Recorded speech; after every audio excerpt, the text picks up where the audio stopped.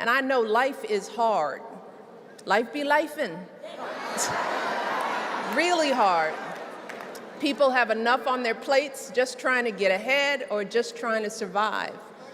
And there are so many distractions that keep us all off balance. So much disinformation flooding our phones, so many lies to keep us uncertain and afraid. But I believe there are some deeper things going on here too. So many folks, particularly our young people, are struggling to find their footing in this world, battling higher levels of stress, anxiety, loneliness, frustration. More folks feel disillusioned, helpless to affect change in their own lives. And that makes them increasingly more apathetic. And as a result, our priorities have gotten a little off whack. We got a lot of folks thirsty for likes from their followers, but uninterested in the needs of their communities. We got folks excited to vote on reality shows, but not willing to vote for their actual reality.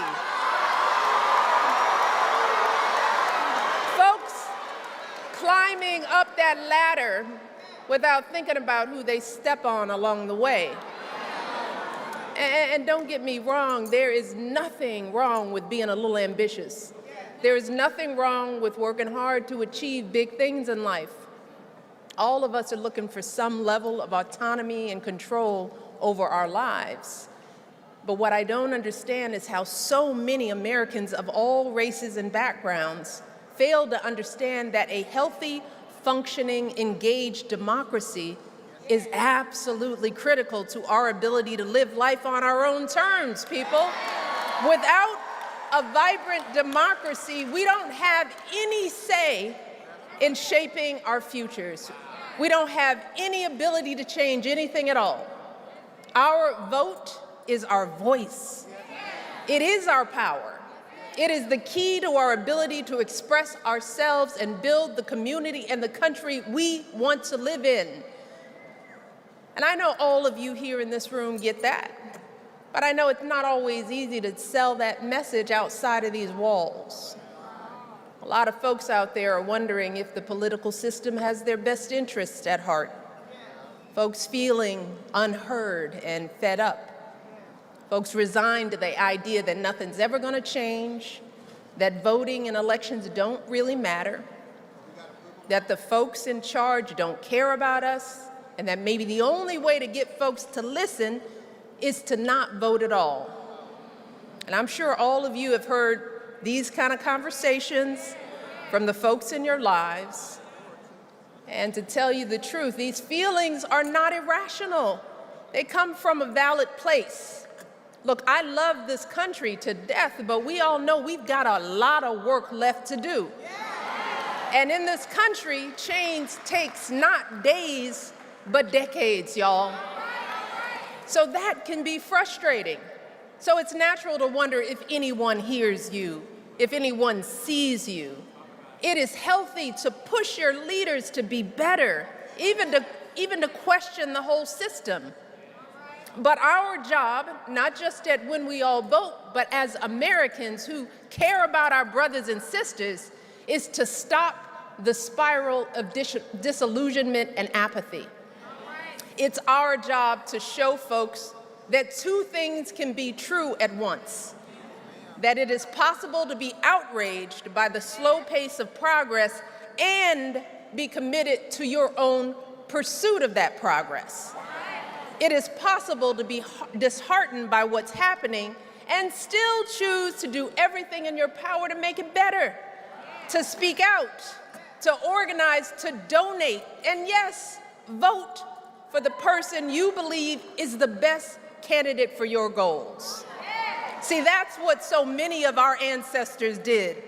The generations who were isolated and denigrated and violated, yet nonetheless believed Dr. King when he said that we can hew out of the mountain of despair a stone of hope. The folks who always recognized that no matter how bad things were, here in America, the primary road to building real power or dismantling someone else's runs straight through the ballot box.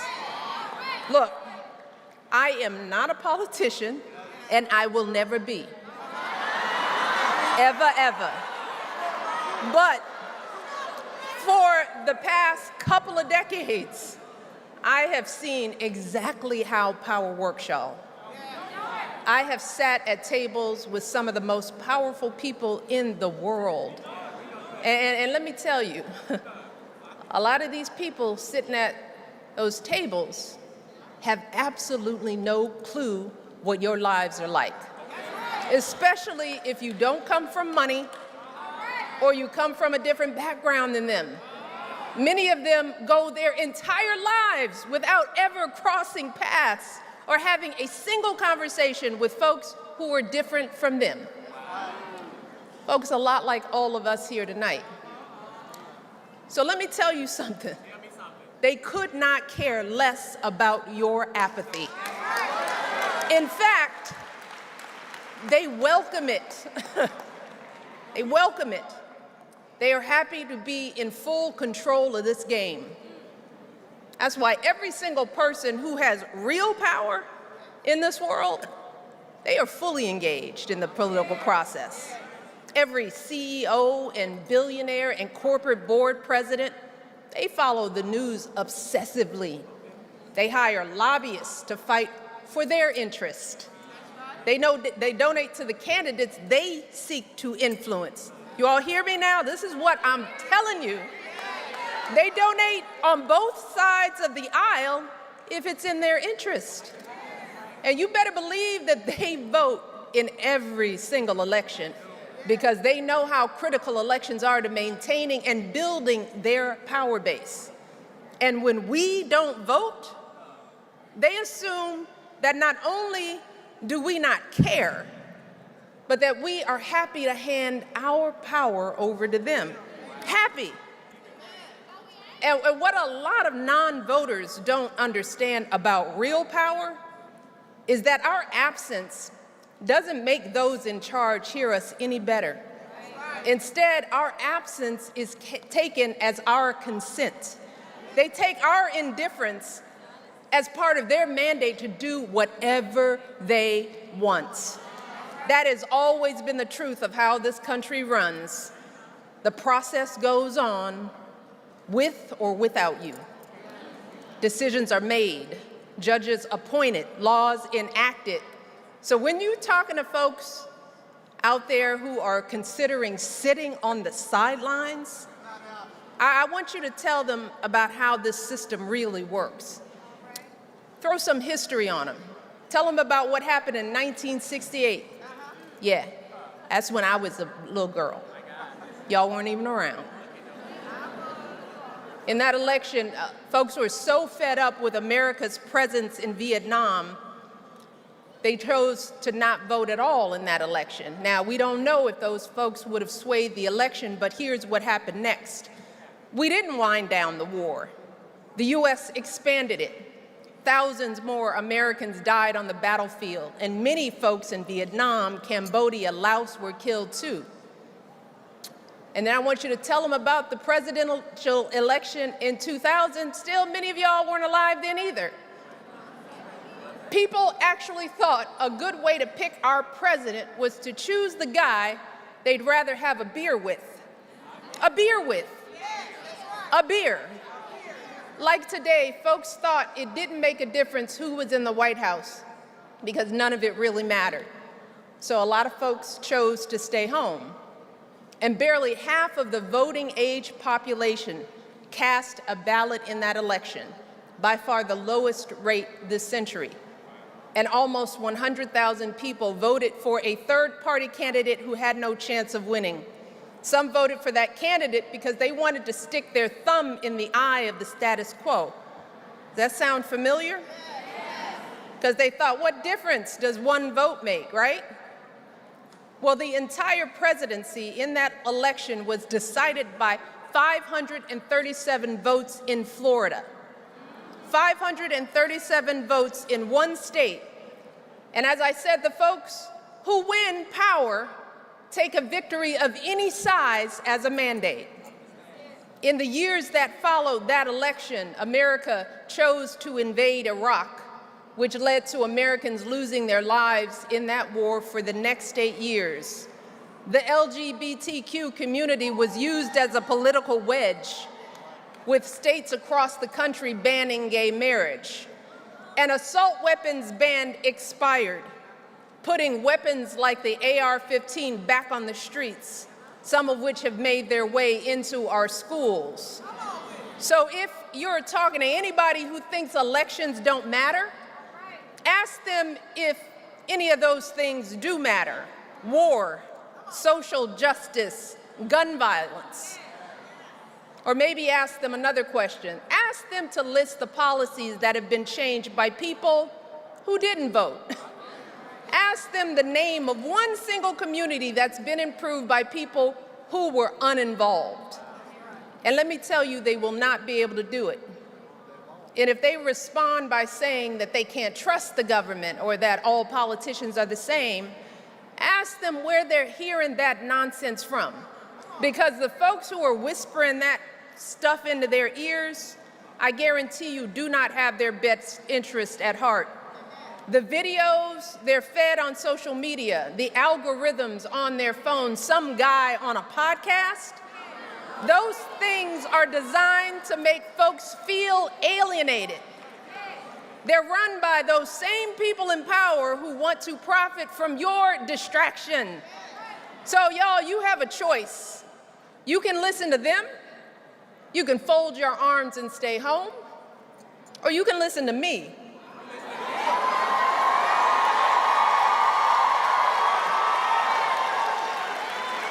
And if you want to listen to me, here's a warning.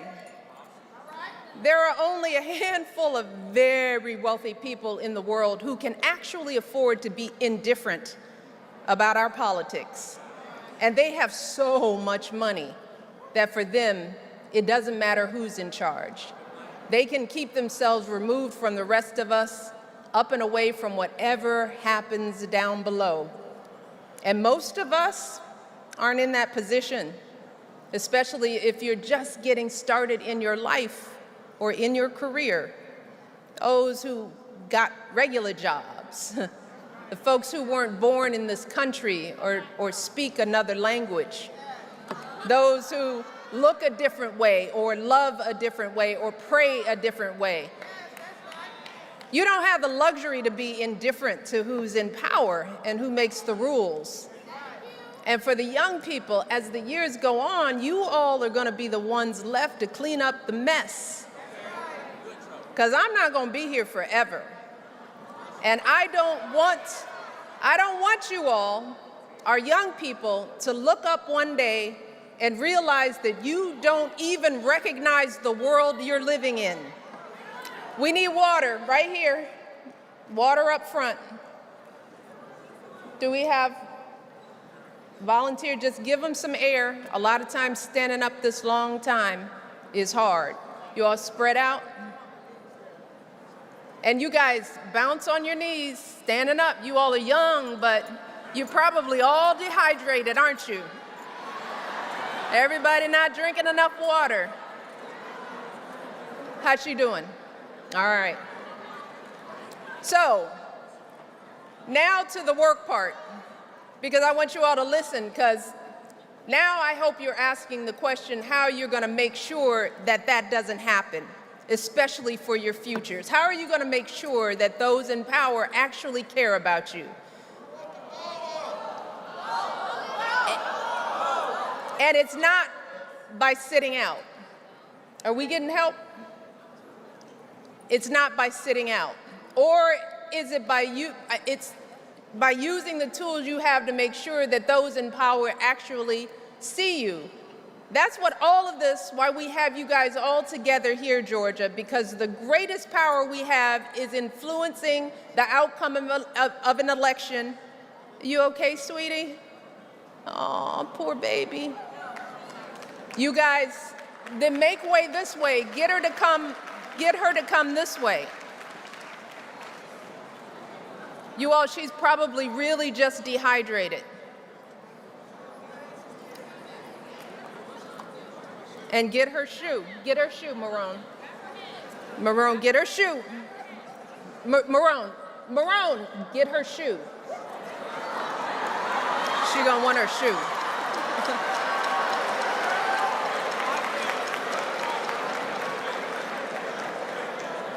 You all, thank you. Thank you for looking out. All right. See, in the end, what matters is community. All of this, you know, and when we're talking about voting, we're talking about protecting our community, protecting the people that we love. And the greatest power that you have in this is in influencing the outcome in this election is really figuring out your community. It's focusing your efforts on your own camps. Because when it comes to getting people engaged, when it comes to convincing someone to get out and vote, folks tend to listen to people they actually know. I mean, that's one thing we've really learned. I mean, celebrities and famous people, they're wonderful. And thankfully, we've got so many who are focused and they're willing to come out and spend their time. But you've heard it. Some people will tell famous people, shut up and sing. Don't tell me what to do. So there's only so much we can do for people who we don't know personally.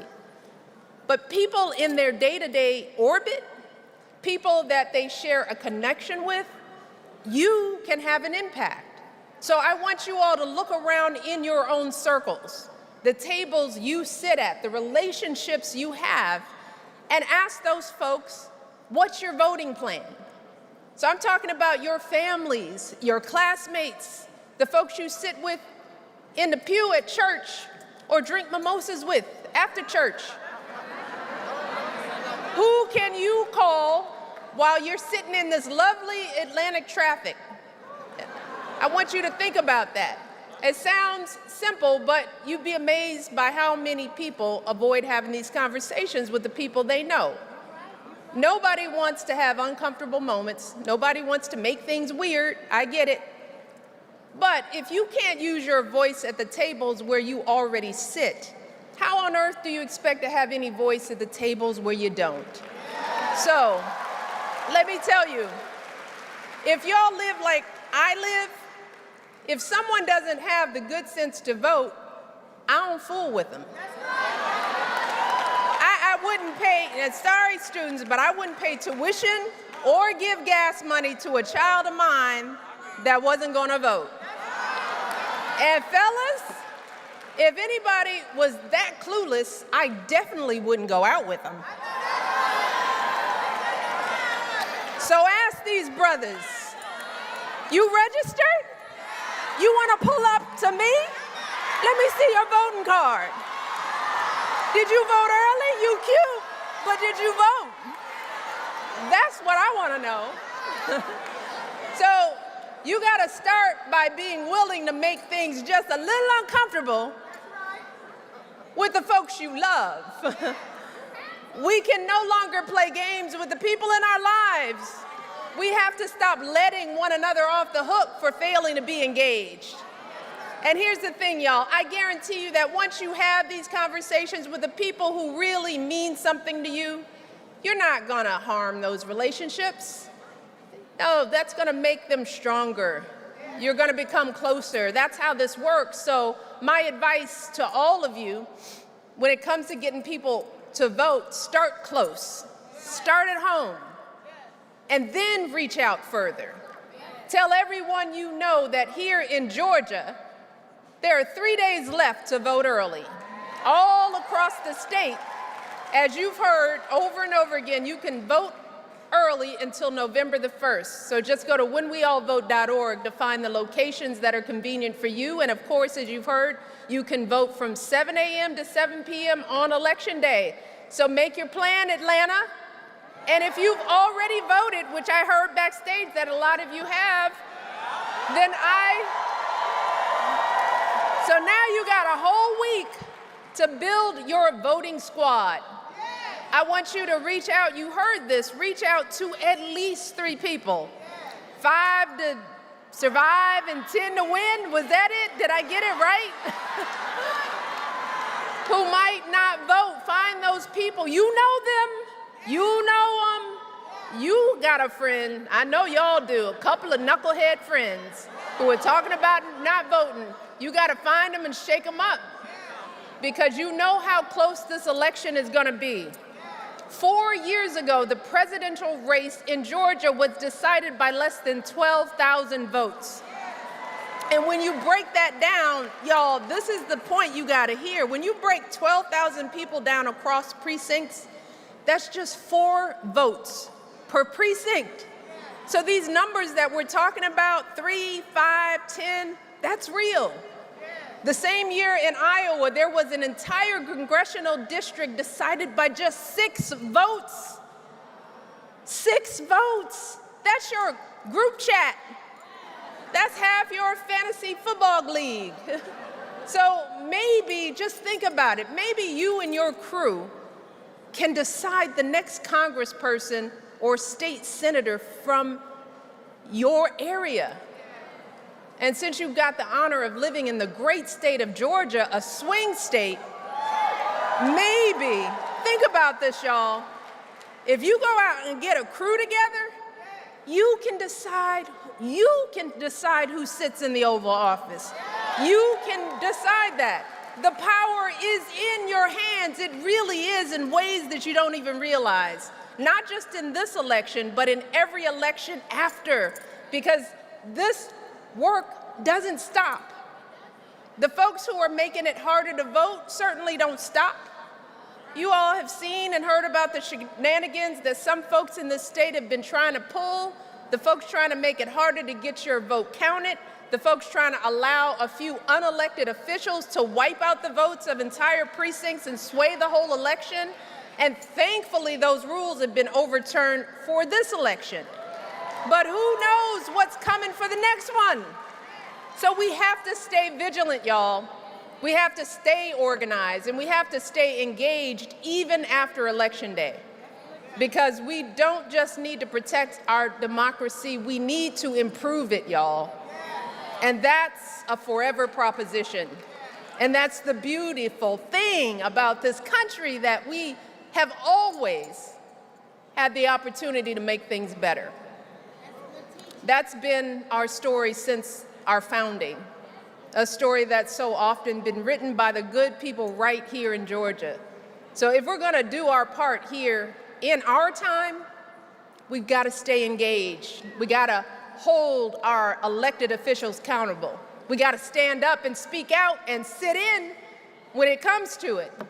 But most of all, we've got to vote in every single election at every single level, because these things don't work if we don't do them again and again and again. You can't just do this once in a while. That's why we vote, all of us, all the time.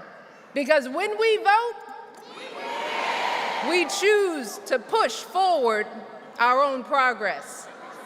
When we all vote, and we choose to bend the curve toward what we believe in. When we all vote, we choose not just the trajectory of our city, our state, our country, we're choosing the trajectory of our own power. And I don't know about you, but I think we have a pretty powerful crew right here in front of me. I am so impressed with you all.